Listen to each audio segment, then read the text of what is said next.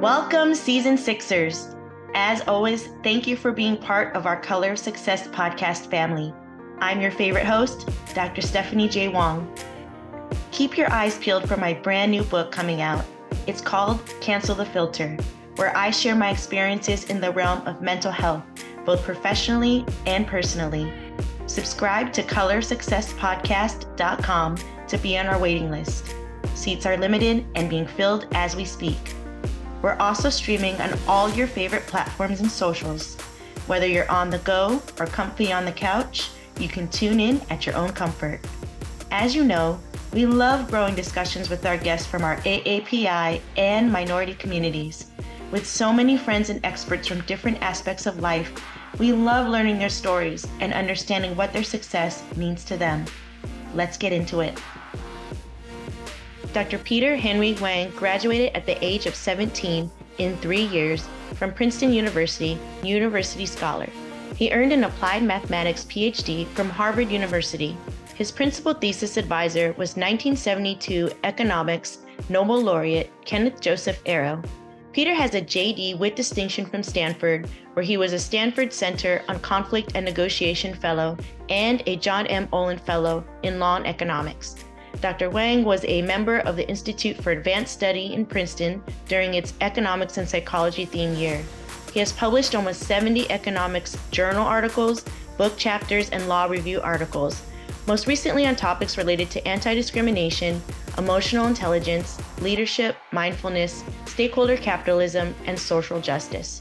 He has appeared on podcasts to speak about such topics on how the pandemic changed our personal and professional lives, mental health, the zombification of law students and lawyers, the bamboo ceiling Asian American law students and lawyers face, and loneliness in the legal profession. Thank you so much today, Peter, for joining me. You have been through so many different educational and life experiences, and I'm very excited to have you on the show today. Thank you, Stephanie, for inviting me. I'm very excited to be here. Absolutely. So we're going to actually talk about one of my favorite controversial topics, racism. And so I'm wondering if you can tell me and the audience about your conceptualization of racism, and we can go into how this conceptualization may have changed over the years. Sure. The best way to think about this is when the George Floyd murder happened, there was a lot of protests around the nation and a lot of coverage of this. And my partner, who's Hispanic, said to me, why don't you write something about racism instead of all this insider trading, corporate security stuff that you do? And I said, okay. I said, racism is how people feel in their hearts, how people think in their heads. So it's not clear what the law can do about that. The law can punish racist acts, but it can't punish racist thinking because that's unobservable. And I said, I'm going to look at this literature. I said, I knew about there's a literature on the economics of discrimination, which tries to explain why white men are paid more than Black men, for example, or why men are paid more than women. So I looked at that, and I sort of came to the conclusion or working hypothesis that racism involves wrong beliefs. People believe that a person of a particular skin color, fill in whatever you want, is either going to do something like attack me or not do something, can't do something like, oh, they're not good at math or they're not good at science, right? So those beliefs are wrong. So this raises the question why people persist in holding these beliefs. Well, one response is their beliefs cause them not to interact with people of that race. So they get no disconfirming evidence. Another response is when they get disconfirming evidence, it threatens their identity or their worldview. So they somehow try to find or look for other evidence that supports what they believe. And I think the last thing is that, if all your friends or family have a certain belief, it's difficult for you to break out and say, wait, all of you are wrong. What we've been saying is easily contradicted. So once I sort of used that as a working hypothesis for a definition of racism, then I could sort of apply the tools of mathematical economics and law to sort of write about it. Absolutely. And there's a lot of intersectionality here that you're talking about in terms of SES, ethnicity, race, et cetera. And so, you've had some amazing experiences going through an Ivy League at 17, getting a PhD, getting a JD. And so, in many ways, people would say you're the poster Asian child. So, but in all seriousness, I mean, amazing, right? And the aspect of that is a stereotype because there's so many Asian Americans, Taiwanese Americans that have not had that educational experience or opportunity. So tell me a little bit about your background and how that's kind of gone into this evolving conceptualization of racism. Yeah, sure. I mean, what you're talking about, I think, is related to the model minority myth, right? Which is a term created by a white sociologist, I believe, in the New York Times article, where he was comparing Japanese Americans or Japanese people who had been sort of their civilization or their cities had been ravaged by war, and yet within a short amount of time, hardworking Japanese Americans were able to succeed in introducing cars or other things. And he used this to compare with African Americans, who he thought had generations and had not achieved the same thing as Japanese Americans. Of course, he didn't point out that the African Americans were slaves for a long time, and that might have affected their worldview.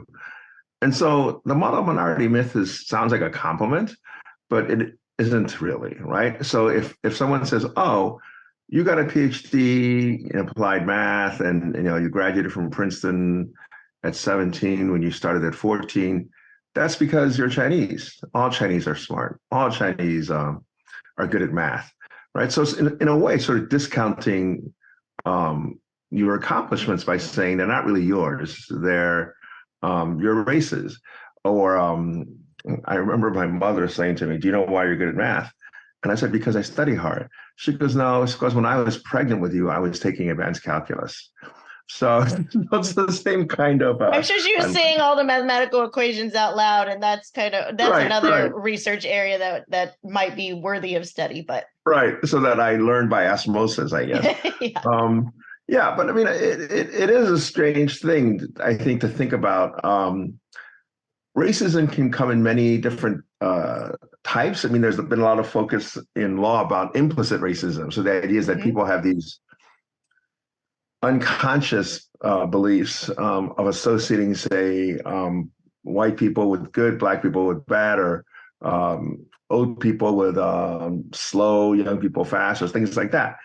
And in some sense, that's true, but also you can't really punish someone for unconscious beliefs since they don't even know it. And if they don't act on these unconscious beliefs, there's nothing that the law can do. And in some sense, this kind of unconscious racism is basically racism without racists, right? It's saying everyone has these beliefs, so you can't fault me. It's like in the movie Roger Rabbit, when people say, Jessica Rabbit is not bad. She's just drawn that way, right? As if like she had no choice. You want to compare that kind of implicit racism with explicit racism, which I think still exists today, but the people who are explicit racists understand it's not really okay to express their explicit racism in public, right? Although that may be changing. So the idea is explicit racism has racists, people who really believe that one race, theirs, or one ethnicity is superior to all others. And in some sense, they're saying the other people don't deserve the same things that his race or her race deserves. And ultimately, if you go down this line, basically what happens, you can see is they might say, well, the people who are not my race are really subhuman, or I can kill them without feeling bad. So it's really a very destructive and divisive kind of thing, right? And unfortunately, I think racism is on the rise around the world. Yeah. This is a new way any ways for me to challenge my thinking about racism. So thank you for that. And I think this will open up conversation. Now, I'm going to pose you a very easy question. So what do we do about all this now? But really, it's a multifaceted approach is what you really advocate. And so we can't do as much, obviously, about the implicit thoughts. Well, I think a lot of people are trying to target trainings to bring that more consciously so that we can address it. It hasn't really moved the needle very much, in my professional opinion. However, people are trying. So, from your perspective, what can we do with implicit and explicit racist ideology? Yeah, I mean, I focus in the book that I wrote, um, um, disrupting racism, on explicit racism, since I'm not sure what we can do about implicit racism. Also, if people don't act on it, it's not a problem. And a lot of people have written articles in law schools about implicit racism. Explicit racism, in some sense, is something that I think, as you mentioned, you have to think about a multiple set of ways to maybe address this. One is humor, which might sound surprising, but the idea is that humor is the way to sort of disarm people, to make people less confrontational, and to make people think about things and laugh at themselves and laugh at others, right? So there was a episode of Saturday Night Live where Eddie Murphy was a character who was white, so he got free things from other white people, and it just showed how being white was very much something that was rewarded, and somehow the people didn't see he was black. Or another episode, I think, of Star Trek, the original series, had these people who were white on one side and black on the other, and the other people were black on that side where the others were white. And this is a small difference, and when you first watch it, you may not even notice it, but they really believe the other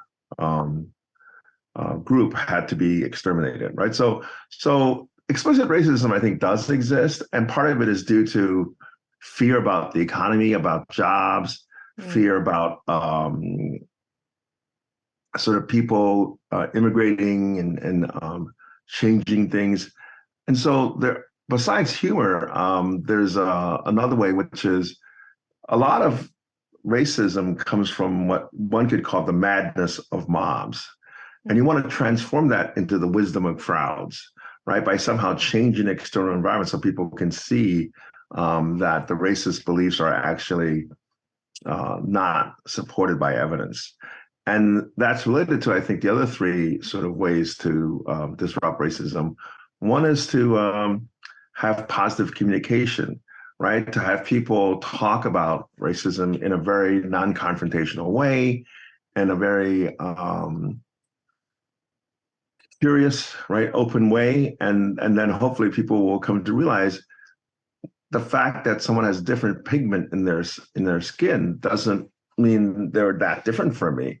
And another way to do this is to create either social norms or organizational cultures where racism is sort of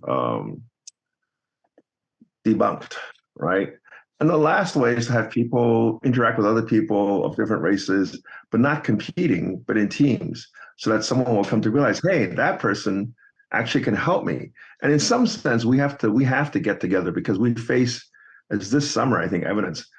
I mean, people talk about global warming. I think really the phrase should be climate catastrophe. Yes. And some of these changes are nonlinear and have tipping points. So if we get past them, it's going to be very hard to get back. So instead of fighting among each other, we should be, as a race, the human race, dealing with these problems which we caused and which may be irreversible, and we don't have much time. So speaking of the team environment and fostering productive conversation and organizations, how do you think we can do that? I'm big on how to, because I think, of course, like, we want to get exposure to different people and cultures, and that really does help, of course. I mean, traveling has been wonderful to see those things. Not everyone has access to that, but and even social media in a positive light, being able to look at even travel videos or vlogs of how people live and what kind of food they eat and things like that. But how do we start productive conversation? Because I'll put it out there. We had a clip that kind of went viral about Asian American women and stereotypes. And the amount of hate that came out of that was the vitriol was just, oh my goodies. Like, I just can't even read the comments anymore. And so these spaces sometimes don't feel safe to really put out some of the things that people are facing. Yeah, I agree with you. I mean, it's difficult sometimes, and that's why I'm talking about like five different ways, five different Right. prongs.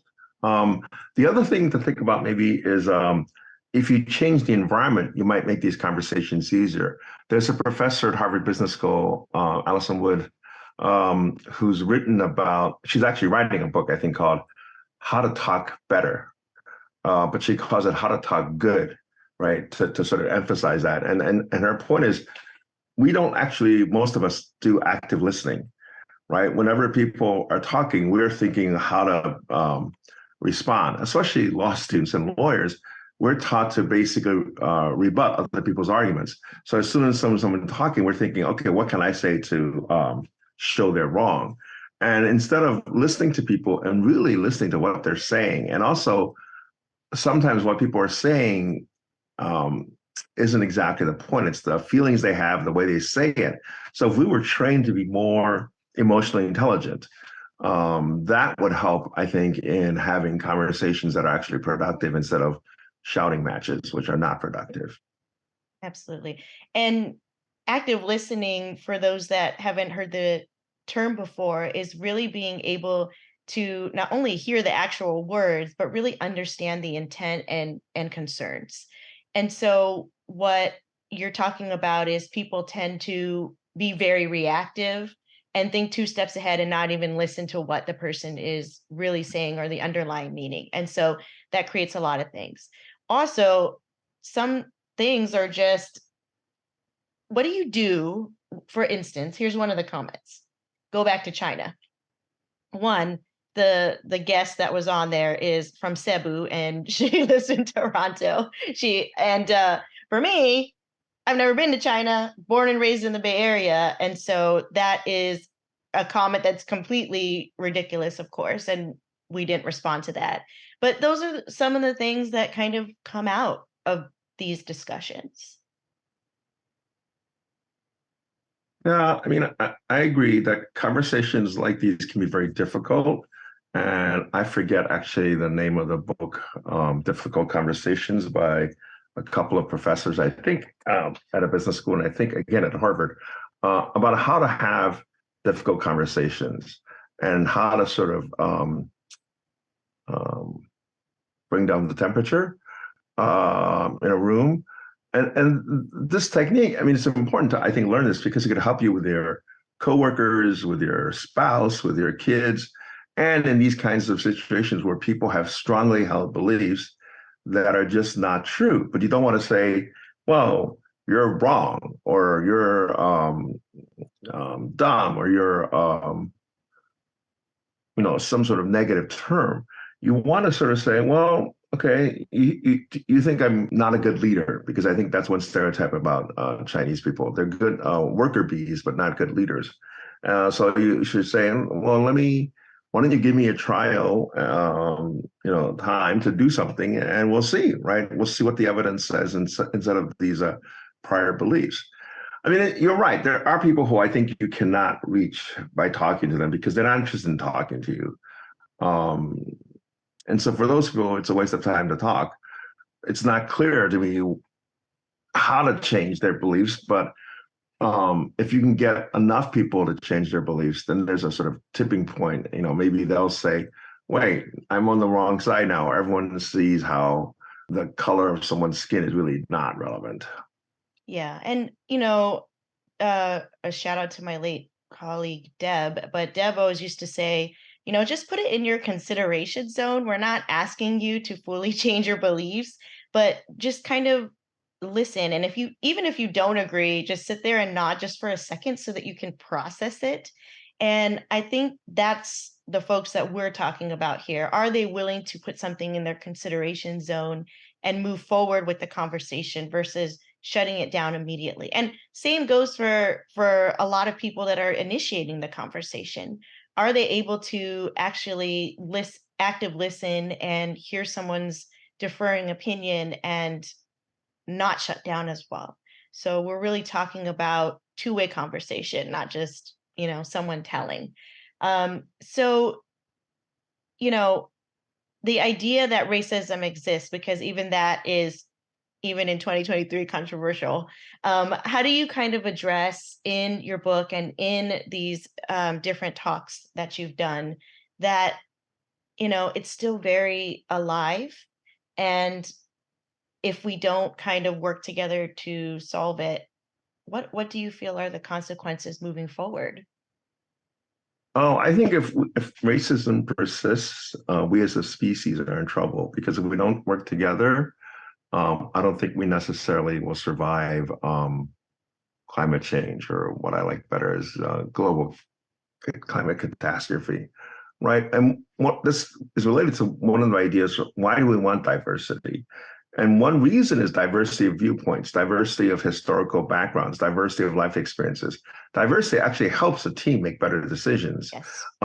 If you have people who are all clones of you, then you're going to think the same way. But if you have people who have seen things differently, have had maybe gone to different countries, that really helps people by having multiple insights and making better decisions. So one of the questions is, for example, why are corporate boards mostly white men? If they had women and people of other races and women of other races, that would actually really inform the board about a lot of things which they're probably missing and they don't know they're missing, right? So one idea I think is to have ways to facilitate the kind of exchange and communication that we're talking about. I think, as you say, if you have people who are willing to consider things, right? I like that a lot. Then they might change. If you have people who are convinced they're right and the probability is zero that you're right, that's going to be difficult. Absolutely. Well, I don't know if you've seen the Barbie movie yet, but that was a very good scene where all the board members were white men. And, Barbie goes in there and says, "Can I talk to who's in charge here?" They're like, "Will Ferrell raises his hand." And so I think that was a really nice, humorous way, but also giving some thought to what that looks like for a organization or a toy company that was, built on a female doll. So thank you so much for sharing your insights. Where can people learn more about your book and your work? I have a website. It's just www and then my name, peterhenrywang.com. And on the website is links to where to buy the book, Amazon, Barnes Nobles, and also independent bookseller. And also some other information about me, I guess, or yeah. So I think if people are interested and want to follow up, that's where they should go. Well, thank you so much, Dr. Wang. I really appreciate you taking the time out on a Friday. Yes, well, thank you. I appreciate your taking the time out on Friday also, and it's been fun and interesting, and I think I've learned some things, which is the most important thing. Thank you so much. And that's all the time we have today. Thank you, Dr. Wang, for coming on the show today and sharing your definition of racism and ways to address overt racism. If you want to connect more with Dr. Wang and purchase his book, visit peterhenrywang.com. Don't forget to subscribe to colorofsuccesspodcast.com, where we will get you more exclusive contact with Dr. Wang and how he can help you with addressing racism.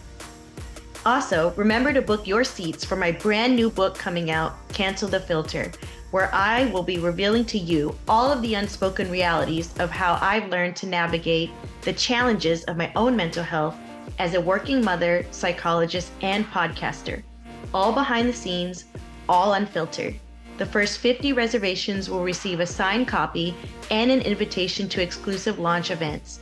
Book now, as there are limited signed copies left, at colorofsuccesspodcast.com. In our next episode, we will be talking to Laron L. Barton, where we will be unraveling racial disparities, social capital, and systemic racism. We will be honing in on his journey of losing friends for speaking out about racism. So if you've come across these topics, this is definitely for you. Hit the like, subscribe, and follow button to stay updated. As always, may all be well with you. With gratitude, Stephanie.